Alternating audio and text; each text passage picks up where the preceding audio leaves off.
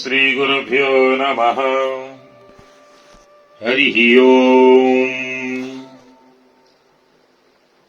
आज की कथा में सूत जी महाराज शौनक आदि ऋषियों को पुराणों के नाम तथा उनकी श्लोक संख्या का कथन, उप पुराणों तथा प्रत्येक द्वापर युग के व्यासियों के नाम बताएंगे कि जितनी बार द्वापर युग आता है उतनी बार व्यास जी बदल जाते हैं। सूत जी कहते हैं, हे मुनीश्वर वृंद, सत्यवती सुत वेद व्यास जी ने मैंने जिस प्रकार तत्व पूर्वक पुराणों को सुना है, व्यास जी से मैं आप लोगों से कहता हूं उसे सुनिए।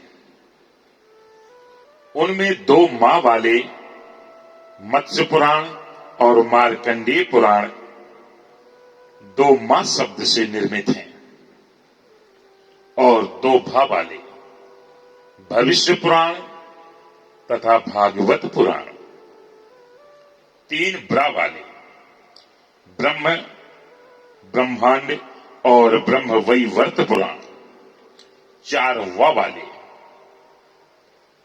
वावन, विष्णु, वायु और बाराह पुराण, आ वाला अग्नि पुराण, ना वाला नारद पुराण और पा अक्षर से पद्म पुराण और लिंग अक्षर से लिंग पुराण, गा वाला गरुण पुराण, कु अक्षर से कूर्म पुराण, स्का वाला स्कंद पुराण। ये अलग अलग 18 पुराण हैं। इनमें आदि के मत्स्य पुराण में 14,000, अत्यंत अद्भुत मार्कंडेय पुराण में 9,000 तथा भविष्य पुराण में 14,500 श्लोक संख्या तत्वदर्शी मुनियों ने बताई हुई है। पवित्र भागवत पुराण में महाराज 18,000 और ब्रह्म पुराण में 10,000 श्लोकों की संख्या है। ब्रह्मांड पुराण में 12,100 तथा ब्रह्म वैवर्त पुराण में 18,000 श्लोक हैं। हे शौनक, वामन पुराण में 10,000 तथा वायु पुराण में 24,600 श्लोक हैं।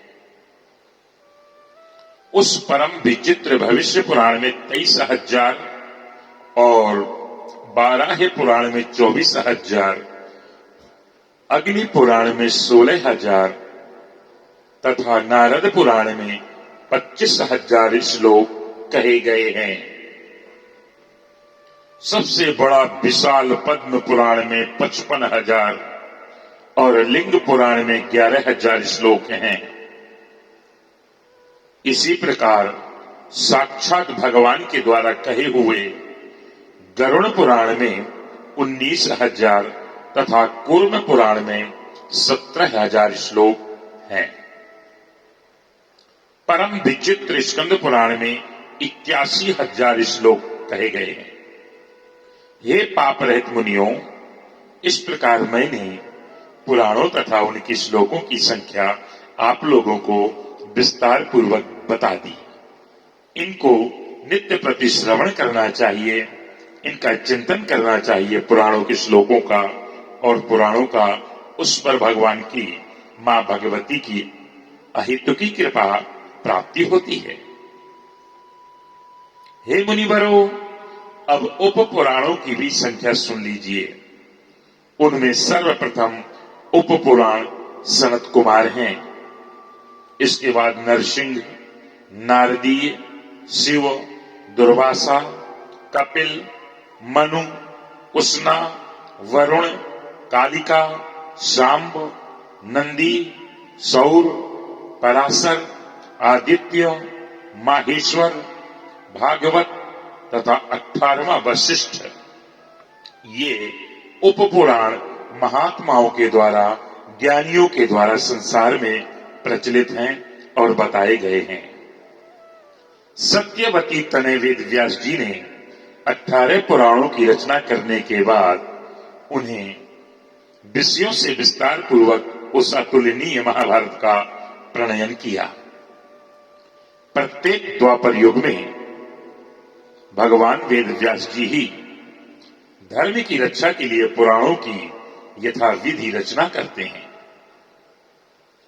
जब जब द्वापर युग आता है तब तब साक्षात भगवान विष्णु ही व्यास जी के रूप में अवतीर्ण होकर के पूरे संसार के हित के लिए वेद के अनेक भेदोपभेद करते हैं। विशेष करके कलयुग में ब्राह्मणों को अल्पायु एवं अल्प बुद्धि जान करके वे युग युग के पवित्र पुराण संहिताओं का निर्माण करते हैं। स्त्रियों, शूद्रों तथा भ्रष्ट दुजातियों को वेद श्रवण का अधिकार नहीं है। इसलिए उनके कल्याण के लिए व्यास जी ने पुराणों की रचना की है।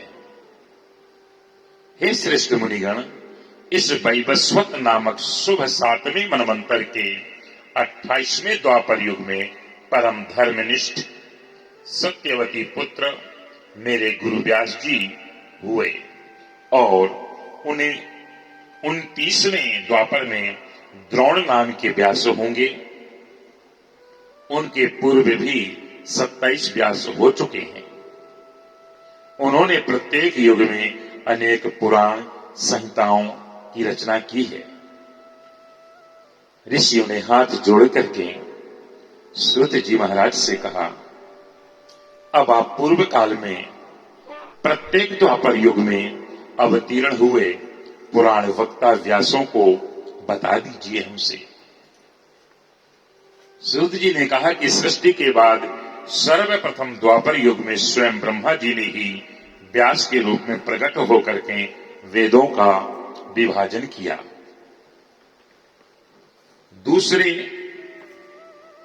द्वापर में प्रजापति व्यास बने, तीसरे द्वापर में शुक्राचार्य, चौथे द्वापर में बृहस्पति, 5वें में सूर्य तथा 6ठे में यमराज ही साक्षात व्यास बने थे। 7वें द्वापर में इंद्र व्यास बने, 8वें में वशिष्ठ मुनि, 9वें द्वापर युग में सारस्वत और 10वें द्वापर में त्रिधामा जी व्यास बने। 11वें में त्रिवरस, 12वें में भरद्वाज मुनि, 13वें में अंतरिक्ष और 14वें द्वापर में धर्मराज स्वयं व्यास बने। 15वें द्वापर में त्रैयारुणी, 16वें में धनंजय, 17वें में मेधातिथि तथा 18वें द्वापर में व्रति मुनि व्यास बने। 19वें में अत्रि और 20वें में गौतम और 21वें द्वापर में हरियात्मा उत्तम नामक व्यास कहे गए हैं। 22वें द्वापर में वाजश्रवा बेन, 23वें में आयुष्मान सोम, 24वें में तृणबिंदु तथा 25वें द्वापर में भार्गव व्यास बने। 26वें में शक्ति, 27वें में जातुकर्णी और 28वें द्वापर में कृष्ण द्वैपायन जी व्यास हुए। इस प्रकार 28 व्यासों के नाम जैसे मैंने सुना था वैसा मैंने आपको बता दिया। इन्हीं कृष्ण द्वैपायन व्यास जी के द्वारा कहे गए श्री देवी भागवत पुराण को मैंने सुना था, जो पुण्यप्रद, सब प्रकार के दुखों का नाश करने वाला, सब प्रकार के मनोरथ पूर्ण करने वाला, मोक्षदाता, वैदिक भावों से ओतप्रोत तथा सभी आगमों के रसों से परिपूर्ण, अत्यंत मनोहर एवं मुमुक्षु जनों को सदा प्रिय लगने वाला है। जिस अत्यंत पवित्र पुराण को रच करके व्यास जी ने अरणी के गर्भ से उत्पन्न विद्वान महात्मा एवं विरक्त अपने पुत्र सुखदेव जी को पढ़ाया था, हे मुनिवृंद, उसी रहस्यमय महापुराण श्रीमद देवी भागवत को मैंने भी करुणा सागर अपने गुरु व्यास जी के मुख से संपूर्ण रूप से यथार्थ सुना तथा उनकी कृपा से मैंने इस श्रीमद देवी भागवत महापुराण को हृदयांगम भी किया। जिस समय आयोनिज एवं अपूर्व बुद्धिमान अपने पुत्र सुखदेव जी के प्रश्न करने पर व्यास जी ने रहस्य युक्त इस पुराण को सुनाया, उस समय मैंने भी एक साधारण श्रोता के रूप में इस महान प्रभाव वाले श्रीमद् देवी भागवत पुराण को सुन लिया। हे श्रेष्ठ मुनिगण, श्रीमद् भागवत रूपी इस कल्प वृक्ष के फल के स्वाद से प्रति आदर बुद्धि रखने वाले तथा अपार संसार सागर से पार पाने के लिए श्री सुखदेव जी ने अनेक प्रकार की सुंदर एवं रसमयी कथाओं से युक्त जिस अद्भुत महापुराण को विधिवत अपने कर्णपुट से प्रेम पूर्वक सुना है, उसे श्रवण करके भी जो कलिकाल के भय से मुक्त न हुआ, भला ऐसा प्राणी इस भूतल पर कौन होगा।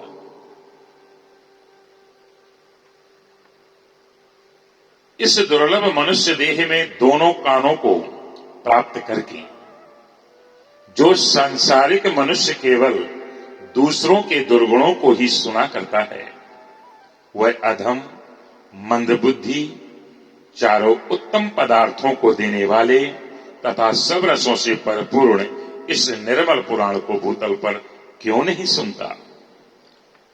हमें जब परमात्मा ने कान दिए हैं, एक नहीं दो कान दिए हैं, उनको हमें मन ध्यान लगा करके मन पूर्वक सुनना चाहिए। ऋषियों ने कहा, महाराज, व्यास की किस पत्नी से सुखदेव जी ने उत्पन्न हुए, उनका जन्म किस प्रकार हुआ और किस प्रकार से उन्होंने इस संहिता का अध्ययन कर लिया। आपके द्वारा ही वो आयोनिज कहे गए हैं, जो फिर अरणी से उनकी उत्पत्ति कैसी हुई। हे महामते, इसमें हमें महान संशय हो रहा है, आप इसका समाधान करें। हम लोगों ने पहले ही सुना है कि महातपस्वी सुखदेव जी गर्भयोगी थे। ऐसी स्थिति में उन्होंने इतने श्रीमद् देवी भागवत महापुराण का अध्ययन कैसे कर लिया। सूत जी बोले, प्राचीन काल में एक समय सत्यवती के पुत्र व्यास जी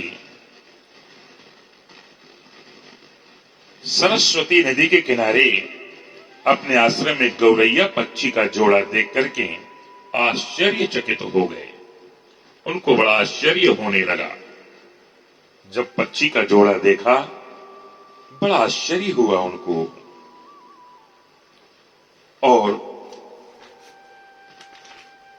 अंडे से तत्काल पैदा हुए लाल मुख वाले, सुंदर रंगों वाले एवं पंख रहित शिशु को घोंसले में ही छोड़ करके वे दोनों उड़ गए।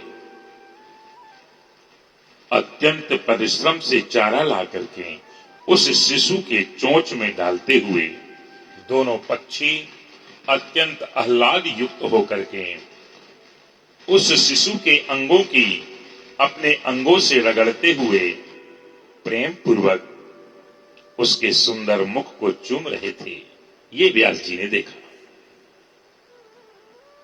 व्यास जी उस शिशु में उन दोनों पक्षियों का ऐसा अद्भुत प्रेम देख करके चिंता में पड़ गए और मन ही मन सोचने लगे, यदि अपने पुत्र के प्रति पक्षियों में ऐसा प्रेम दिखाई दे रहा है, तो अपनी सेवा का फल चाहने वाले मनुष्यों में ऐसा प्रेम व्यवहार होने में आश्चर्य ही क्या है। क्या ये दोनों पक्षी इसका सुख साधन स्वरूप विवाह करके स्वयं सुखी रहते हुए इसकी वधू का सुंदर मुख देख पाएंगे? क्या इनकी वृद्धावस्था में यह धर्मनिष्ठ पुत्र पुण्य प्राप्ति के लिए इन दोनों की सेवा कर पाएगा? धन आदि अर्जित करके क्या यह अपने माता पिता को संतुष्ट रखेगा?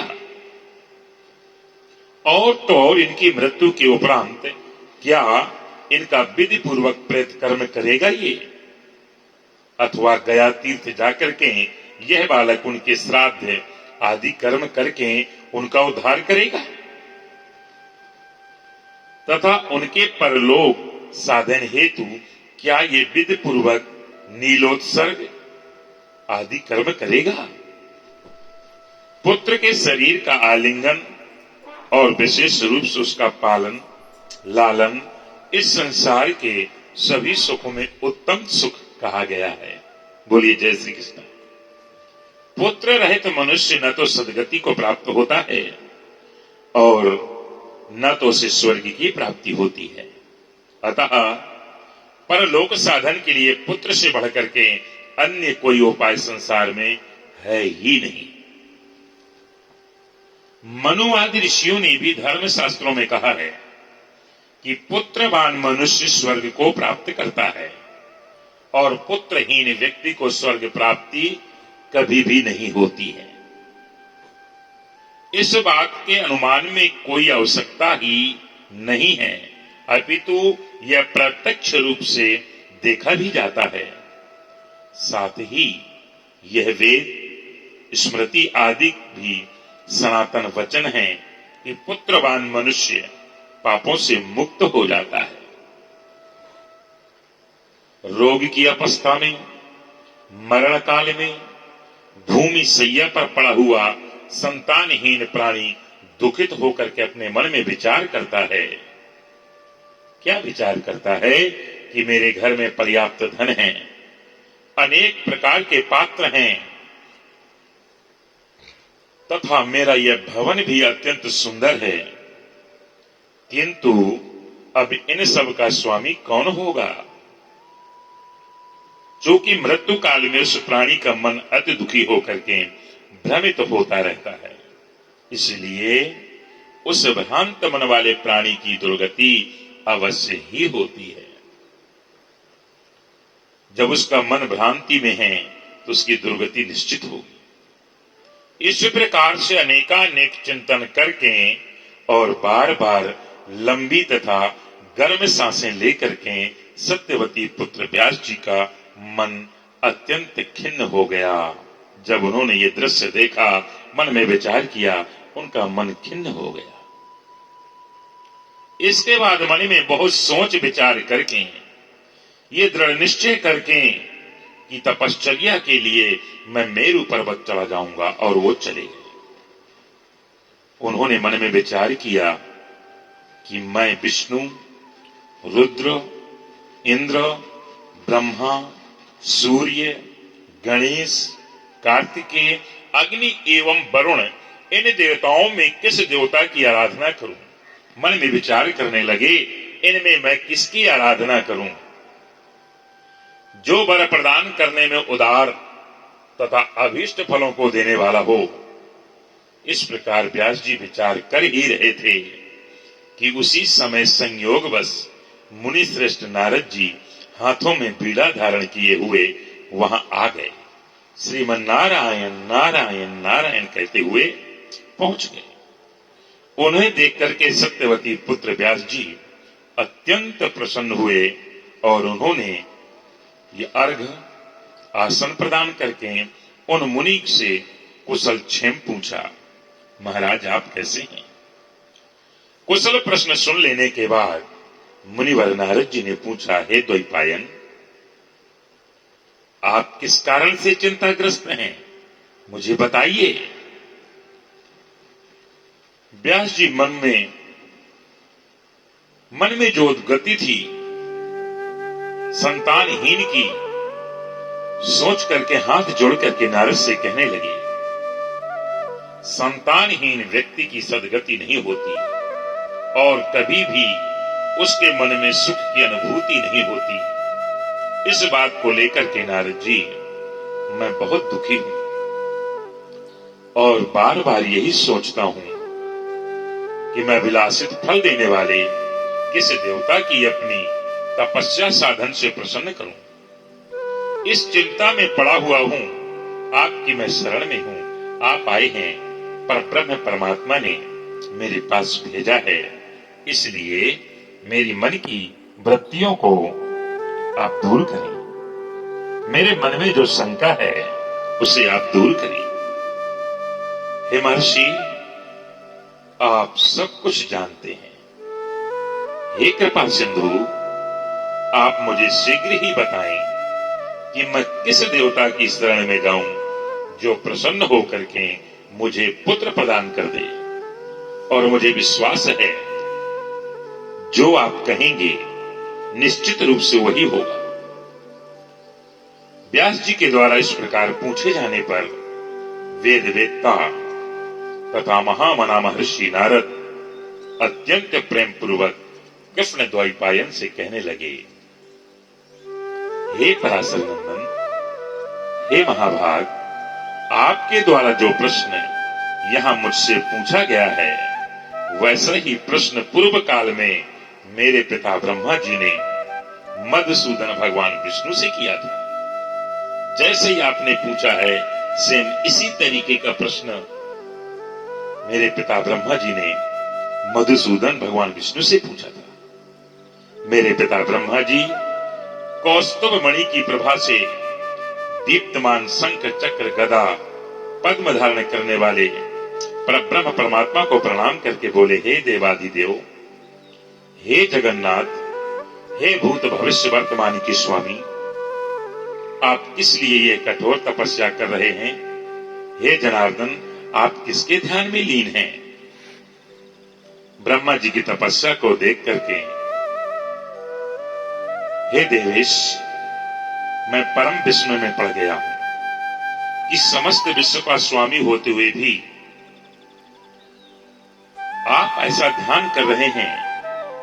भला इससे बढ़कर के अन्य कौन सी विचित्र बात होगी?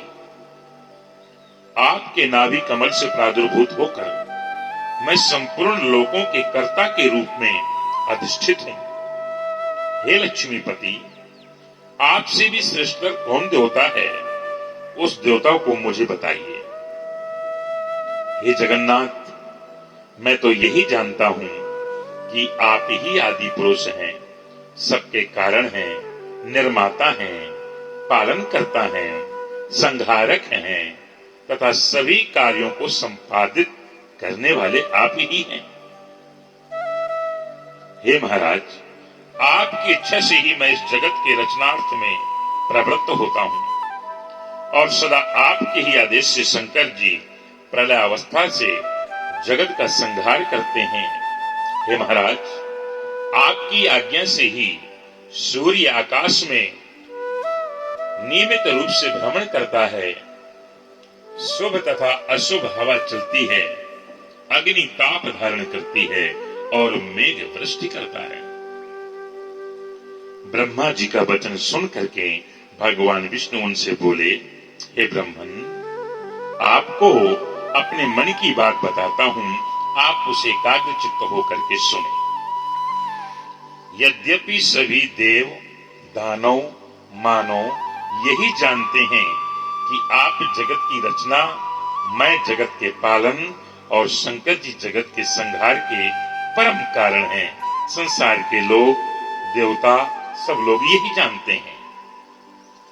वेद तत्व के विद्वान यही तर्कना करते हैं कि किसी शक्ति के द्वारा ही आप सृष्टि के कर्ता हैं, किसी शक्ति के द्वारा ही मैं भरता हूं और किसी शक्ति के द्वारा ही शंकर जी हरता है। जगत की रचना के लिए आप में राजसी शक्ति विद्यमान है, मुझ में सात्विकी शक्ति विद्यमान है तथा शिव जी में तामसी शक्ति बताई गई है। उस शक्ति के न रहने पर आप न तो सृष्टि की रचना कर सकते हैं, न मैं खुद पालन कर सकता हूं और न शंकर जी उसका संहार कर सकते हैं।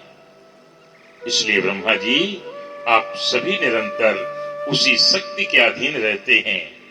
अप्रत्यक्ष तथा परोक्ष से संबंधित दृष्टांत भी आप सुन लीजिए। इस विषय में कोई संशय नहीं है कि मैं परम तंत्र होकर के शेष शैया पर शयन करता हूं।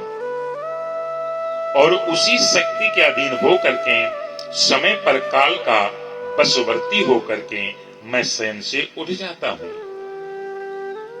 उसी शक्ति का अवलंबन प्राप्त कर मैं सदा तपस्या करता हूं। मैं कभी लक्ष्मी के साथ सुखपूर्वक विहार करता हूं और कभी दानवों के साथ अत्यंत भीषण शरीर को चूर्ण कर देने वाला तथा लोगों को भयभीत कर देने वाला युद्ध भी करता हूं। हे धर्मज्ञ, आप तो यह प्रत्यक्ष जानते हैं कि पूर्व समय में मेरे द्वारा उस महासिंधु में 5000 वर्ष तक भीषण महायुद्ध किया गया था।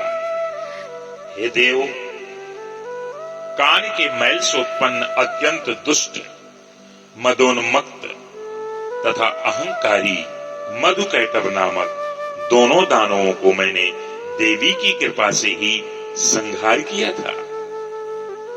हे महाभाग, क्या आप उस समय परात्पर कारण स्वरूपा महाशक्ति को नहीं जान पाए थे? अतः बार बार क्यों पूछ रहे हैं ब्रह्मा जी? उसी शक्ति की इच्छा से मैं परम पुरुष के रूप में महासागर में विचरण करता हूं। उसी शक्ति की कृपा से विभिन्न युगों में कच्छप, बाराह, नरसिंह तथा वामन के रूप में अवतरित होता हूं। भला ऐसा कौन होगा जो लक्ष्मी के साथ सुखदायक विहार का त्याग करके मत्स्य आदि नीच योनि में जन्म लेगा? यदि मैं स्वतंत्र होता तो सुखदायिनी सैया को छोड़ करके गरुड़ रूपी आसन पर बैठ करके महाभयंकर युद्ध क्यों करता? हे ब्रह्मा जी, प्राचीन काल में एक बार आपके समक्ष ही धनुष के प्रत्यंचा टूट जाने के कारण मेरा सिर छिन्न हो गया था। तब शिल्पकारों में श्रेष्ठ आपने फिर से मेरे धड़ पर घोड़े का सिर जोड़ दिया था, याद है आपको? उसी समय मैं हयग्रीव नाम से लोक में प्रसिद्ध हो गया। लोग मुझे हयग्रीव अवतार बताते हैं। यह सब आपके सामने घटित हुआ था। यदि मैं स्वाधीन होता तो संसार में यह विडंबना कैसे होती? इसलिए मैं स्वतंत्र नहीं हूं, अपितु सर्वदा उसी शक्ति के अधीन हूं। मैं निरंतर उसी शक्ति का ध्यान करता रहता हूं। हे कमलोद्भव, मैं उसके अतिरिक्त अन्य कुछ भी नहीं जानता। नारद जी कहने लगे, व्यास जी, भगवान विष्णु ने ब्रह्मा जी से इस प्रकार कहा था, हे मुनि श्रेष्ठ, मेरे पिता ब्रह्मा जी ने वह सब बातें मुझसे कही थीं। अतः आप भी कल्याणकारी पुत्र प्राप्ति के उद्देश्य से सर्वथा संशय रहित होकर के अपने हृदय काल में देवी भागवत के चरणारविंद का ध्यान कीजिए। वे देवी आपके समस्त अभिलाषित फलों को अवश्य प्रदान करेंगी। नारद जी से ऐसा कहने पर सत्यवती पुत्र व्यास जी देवी के चरणारविंद में अपना ध्यान केंद्रित करते हुए तपश्चर्या के लिए पर्वत पर चले गए और उन्होंने मां भगवती की कठिन तपस्या करना प्रारंभ कर दिया। जय कारा शेरावाली माएगा। बोली श्री सच्ची दरबार की जय हो।